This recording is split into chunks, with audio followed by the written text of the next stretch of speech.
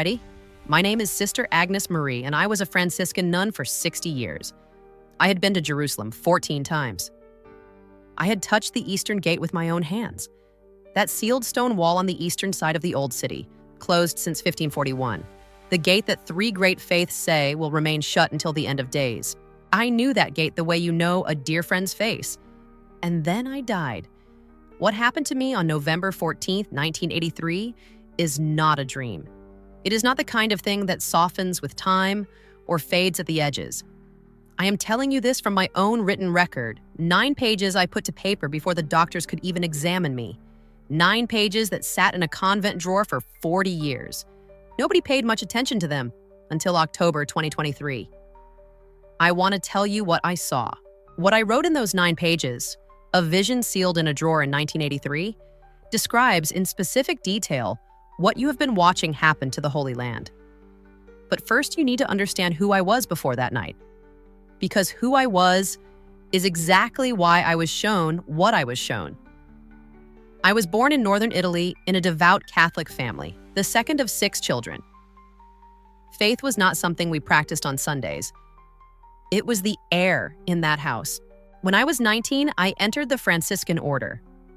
I was not running from anything. I was running towards something I could already feel. The way you feel warmth before you round a corner and find a fire.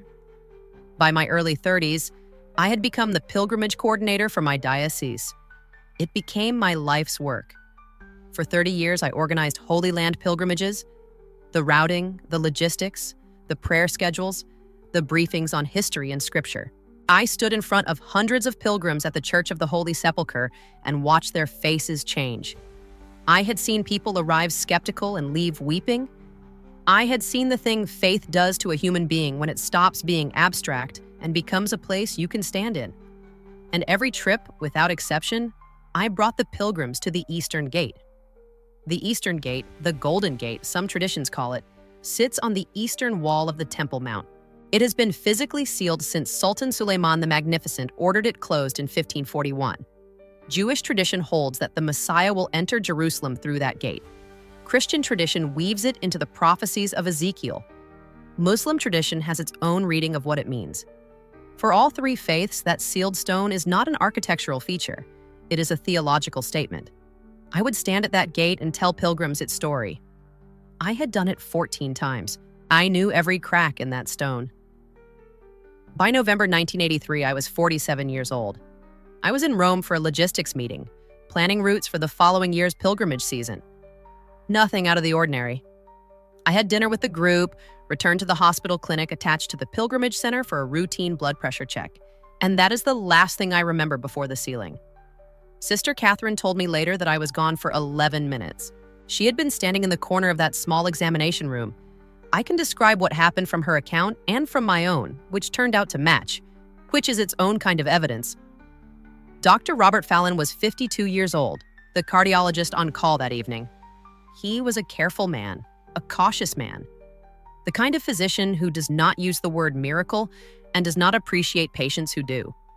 He declared me dead at 11:17 p.m. He documented it. The time is on the chart.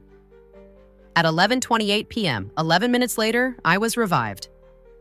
Dr. Fallon said later, years later, when he agreed to speak on record about what he had witnessed, that there was no medically satisfying explanation for either the onset of the arrest or the completeness of the recovery. He is not a man who says things like that easily. He said it anyway. When I opened my eyes, I was disoriented for only a moment. Then I turned my head and found Sister Catherine in the corner. She was weeping. She was 38 years old, and she had been my closest companion in the order for nearly 2 decades. I looked at her and said 4 words. I said, "Give me a pen." She thought I was confused. She thought I needed to write down where I was, what year it was, and some kind of grounding. She found a composition notebook and a pen in a bag near the door. I wrote for 2 hours. Dr. Fallon knocked twice. I told Catherine to tell him I was fine and would speak with him shortly. He waited. I wrote 9 pages. I dated each one. November 14th, 1983, 11:45 p.m. I wrote until 1:30 a.m.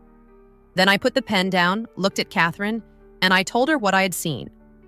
What happened during those 11 minutes? I've told almost no one else. Not because I was ashamed of it, not because I thought people would disbelieve me. I stayed quiet because the experience was so precisely itself that any translation felt like a corruption. But the journal is there, and the journal says what happened. I left my body. I know how that sounds. I was a woman of 70 years of religious life by the time I died, and even I know how that sounds. But I am not asking you to believe me on feeling. I am asking you to read what I wrote, then read the news from 2024 and tell me what you think. I watched Dr. Fallon from the corner of the ceiling. I heard the sound of the monitors. I saw Catherine's hands covering her face. I registered all of this the way you register peripheral details, not as the thing you are focused on, but as the frame around the thing. Because the thing I was focused on was the light. It came from no direction. Or perhaps it came from every direction. It was not something I saw, it was something I entered. There is no adequate word for what it felt like to move through it. The closest I can come is this. Imagine every moment of your life in which you felt completely known by another person, by God, by yourself at a moment of clear reckoning, and then compress all of those moments into a single sustained state. That was the light. And within the light, there was a presence. Not a figure with features, not a voice I heard with ears. A presence. Something with absolute authority and absolute warmth, which I know sounds contradictory and is not. I have spent the rest of my life, the remaining 39 years of it, trying to describe what that presence felt like. The only thing I can say with confidence is that it knew me completely, and that its knowledge of me contained not a single molecule of judgment, only recognition, only the sense of being seen and held and fully, finally known. And then it began to show me something. Not speaking, showing. Like a film projected directly into my awareness. Images and understanding arriving simultaneously, bypassing the usual human lag between receiving information and comprehending it. You saw something and you already knew what it meant. The knowing arrived with the seeing. The place I was being shown, I recognized it immediately. Jerusalem. But not as I had left it. I had been to Jerusalem 14 times. I knew the sound of those markets, the smell of that stone, the particular gravity of standing somewhere that has held human prayer for thousands of years. I knew it not just intellectually, but in the body. What I was being shown was Jerusalem silent. A wave of something moved through me, not grief precisely, but its weight, the particular heaviness of recognition. I had spent 30 years loving that city, and now I was watching it emptied. Whatever I was in those 11 minutes went very still. The pilgrimage routes, empty. The roads I had walked with hundreds of believers, blocked.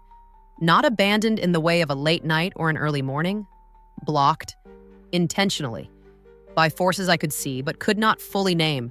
Soldiers, barriers, the geometry of conflict. The Church of the Holy Sepulchre, locked in a way it is almost never locked. The streets of Bethlehem. I knew Bethlehem like I knew the hallways of my own convent, silent in a way that I could only write in my journal as a silence that feels like a wound. And the Eastern Gate. The Eastern Gate was physically as I knew it, sealed, as it had been for 440 years. But around it, there was something I'd never felt in all 14 of my visits. A spiritual dimension to the ceiling. As if the physical stone were now expressing something that had always been true but was only now becoming visible. A presence of finality, not destruction, not punishment. Something more deliberate than either. And then I understood, not in words, but in the direct knowing that the presence made possible, I understood a message. The gates will be shut to those who walk, not by doctrine, not by faith, by the world itself. And when this happens, it is not a punishment. It is a signal. I wrote that verbatim in my journal. Those exact words. They arrived in my awareness as complete, articulate sentences, and I held them carefully all the way through the 2 hours of writing until I found the place where they belonged on the page. 9 pages. All of it dated November 14th, 1983, 11:45 p.m. to 1:30 a.m. In the days after I woke up, I was calm. Strangely, completely calm. Not the calm of someone who has processed something and arrived at peace. The calm of someone carrying something too large to be agitated about. Sister Catherine stayed close.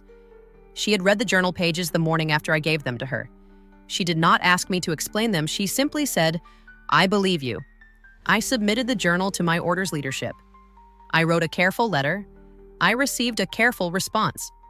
Acknowledged, filed, not acted upon. The advice I was given was not to speak of it publicly. I was told to continue my work, to trust the church, to hold what I had received with appropriate humility. I agreed. Humility was not difficult. I had not written 9 pages because I needed to be believed.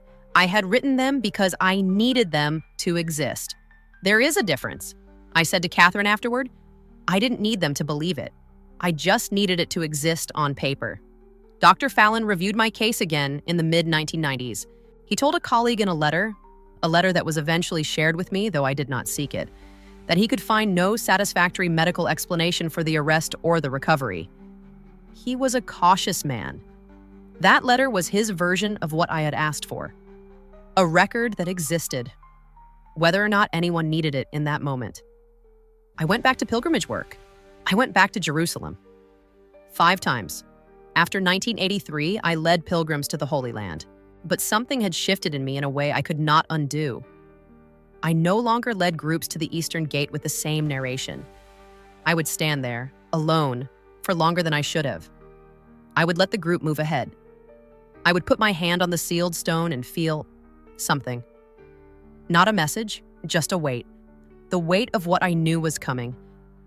Sister Catherine noticed something else about those later trips. After 1983, I stopped bringing my pilgrimage cross to the Holy Land. I had carried that cross on every trip since my first visit. It was a simple wooden cross, about the length of my forearm, worn smooth where I held it. Pilgrims from my diocese had carried their own small crosses on our trips for years. It was a tradition I had started. After 1983, I brought my cross to the pilgrimage departure in spirit, but I left the physical cross behind.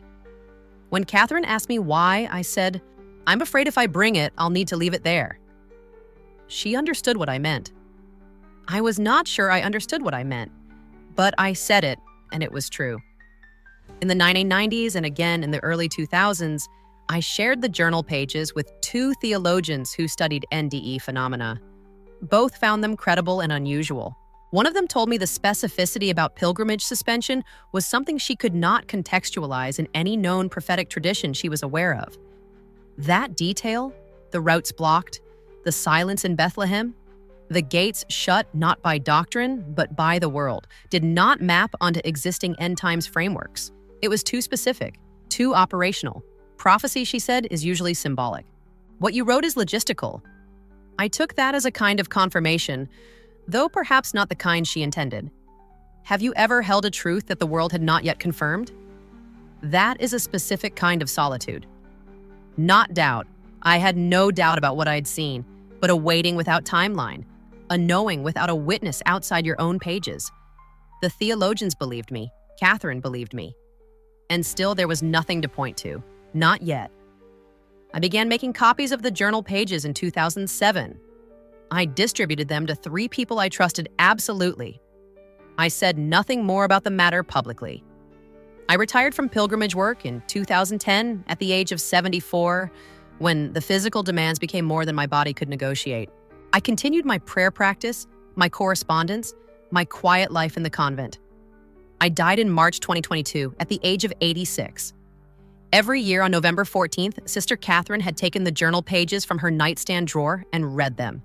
She had done this for 39 years, alone in her cell, with no audience and no confirmation, only faithfulness to something she had witnessed with her own eyes. I never saw a headline about suspended pilgrimages. I never saw a news report about access to the Holy Land blocked. I did not know that 18 months after my death, the thing I had written on those 9 pages, the thing I had lived with for 40 years, would begin to happen in almost exact precision. October 7th, 2023. You know what happened. The whole world knows what happened. The conflict erupted in Israel, and within weeks, the landscape of Christian pilgrimage to the Holy Land changed entirely.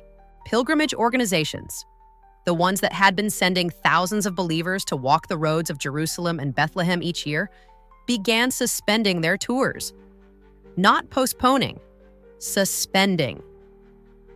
By November 2023, the main pilgrimage routes through the West Bank were operationally closed. The tour operators who had specialized in Christian pilgrimage for decades went quiet in a way that had no precedent in the modern era of organized travel to the Holy Land. And Bethlehem. I had written in my journal, "A silence that feels like a wound." I wrote that in a hospital room in Rome in 1983. I had no framework for imagining the specific kind of siege that would make the streets of Bethlehem silent in November and December of 2023, the Christmas season, the one time of year that city draws its largest number of Christian visitors. But they did not come. The streets that should have been full were empty. The silence I had described as a wound became something people photographed and put in newspapers. Sister Catherine still has her copy of the journal pages.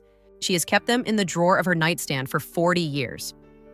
By spring of 2024, the precision of what was happening against what I had written became something Catherine could no longer hold alone. And then the numbers came. The kind of numbers that make abstraction impossible. The statistics came out in April 2024. Only 80,000 visitors to the Holy Land that month. In April 2023, that number had been more than 300,000, a 77% drop. Christian pilgrimage tours were not reduced. They were functionally suspended. Bethlehem's Christian community, already the smallest it had been in decades, was largely isolated. The organizational infrastructure for pilgrimages, the hotels, the guides, the diocese tour programs, the school group trips, had effectively stopped. And then the Eastern Gate. I had written specifically about the Eastern Gate in my journal, not the roadblocks, not the soldiers or the political geography. The Eastern Gate itself, that sealed stone wall I had touched with my hands on 14 visits, and the unseen barrier surrounding it. I described it in my notes as a presence of finality, a spiritual closing that mirrored the physical one. In 2024, amid the conflict, the Eastern Gate became a focus of apocalyptic discussion in Christian media for the first time in years. Theologians and commentators who had not devoted particular attention to that sealed wall began writing about it. Preachers who had not used the Eastern Gate as a prophetic touchstone began reaching for it. The gate I had pressed my hands against 14 times, the gate I had described in precise theological language in a hospital room in 1983, was being discussed in 2024 in almost exactly the terms I had used. The journal copies surfaced. I do not know the full sequence of how they circulated. I only know that Sister Catherine, 79 years old, received a call from a researcher who had come across a reference to the record. And Catherine, for the first time in 4 decades, agreed to speak. She confirmed everything: the dates, the specificity, the 9 pages written before the doctors were allowed into the room, the retired pilgrimage cross, the journal filed and forgotten by the order's leadership, and the fact that I had died in March 2022, 18 months before any of this began, never knowing that the world was about to read what I had written. Now I need to tell you the part I have held back, the part about the signal. In my journal, the message ends with that word, signal. The gates will be shut. Not by doctrine, not by faith, by the world itself. And when this happens, it is not a punishment. It is a signal. But the message did not end there. I did not release those final lines. The journal copies I distributed in 2007 ended at the word signal. I held the rest because a message about what believers should do when the gates close is not useful until the gates are actually closing. Now they are closing. What the presence showed me in those 11 minutes in a Rome hospital room in 1983 was not only what would happen, it was what it was supposed to mean. When the physical routes close, the spiritual route opens wider. That is what I wrote. That is what I was shown. The closing is not the end of pilgrimage. It is the beginning of a different kind of pilgrimage. Not a punishment for the faithful, not an abandonment of the Holy Land by God, but a provocation. A provocation toward a kind of faith that does not require geography. A kind of prayer that does not require standing stones. A kind of pilgrimage that begins at your knees and arrives somewhere no border can close. The message was not stay home and grieve. The message was go deeper. The physical gates closing is the signal that the interior journey must begin in earnest. For 40 years, I prayed at those sealed stones and told pilgrims their history. And for 40 years, I carried the knowledge that a day was coming when the road to those stones would be shut. Not to end the journey, but to change its direction. to turn every believer who could no longer walk those routes inward, to turn the pilgrim's feet into the pilgrim's heart. The gates close so the door opens. That is what I was shown. I died on March 14th, 2022. I never saw the October news. I never read the April statistics. I never watched the Eastern Gate become a prophetic conversation point in Christian media. I did not know that Sister Catherine would pull those pages from her nightstand drawer in the winter of 2023 and read them against a live news feed and find, line by line, the thing I had written 40 years ago arriving in the present tense. But I had made copies. I had trusted 3 people. I had distributed the record. And I'd written those 9 pages before I spoke to the doctors. Not because I was afraid of being disbelieved, but because I knew that the most important thing I could do in that moment, in that hospital room, with whatever remained of my strength after 11 minutes of being somewhere else, was to ensure the record survived me.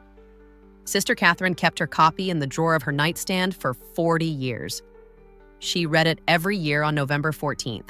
She read it when the news broke in late 2023. She read it again in spring 2024, and this time she put the pages down on the table next to her and picked up the phone. She called someone outside the convent for the first time in years.